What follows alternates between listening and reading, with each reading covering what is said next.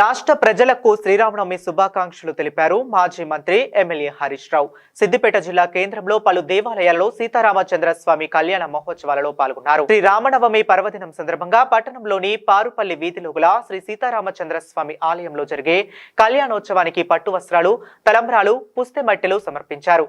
అనంతరం రేణుకానగర్ పారుపల్లి వీధిలో గల రామరాజు రావి చెట్టు హనుమాన్ దేవాలయం, గంజి హనుమాన్ దేవాలయంలో జరిగిన కళ్యాణాలలో పాల్గొన్నారు. అనంతరం భక్తులను ఉద్దేశించి మాట్లాడారు. ఈరోజు దేశవ్యాప్తంగా కూడా సీతారాముల కళ్యాణం అత్యంత అంగరంగ వైభవంగా జరుగుతూ ఉంది. సిద్దిపేటలోని మరి రాముల వారి ఆలయంలో ఇప్పుడే కళ్యాణానికి పట్టు వస్త్రాలు సమర్పించడం జరిగింది.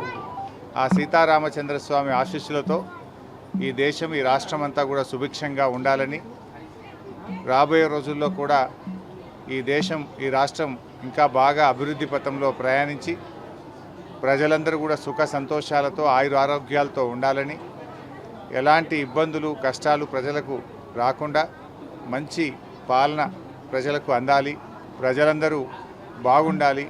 ఎందుకంటే ఇప్పుడు ఒకవైపు అమెరికా వేస్తున్న సుంకాలు, ప్రపంచవ్యాప్తంగా వస్తున్నటువంటి మార్పులు, వీటన్నిటి నుంచి కూడా ఆ రాముల వారి దయతో బయటకు వచ్చి మన రాష్ట్రం, మన దేశం మంచి అభివృద్ధి పథంలో ప్రయాణించాలని, పాలకులకు మంచి భక్తిని, ముక్తిని కలిగిస్తూ వారు చక్కటి పాలన అందించే విధంగా వారికి ఆ రాముల వారి ఆశీస్సులు కూడా ఉండాలని కోరుకుంటున్నాను.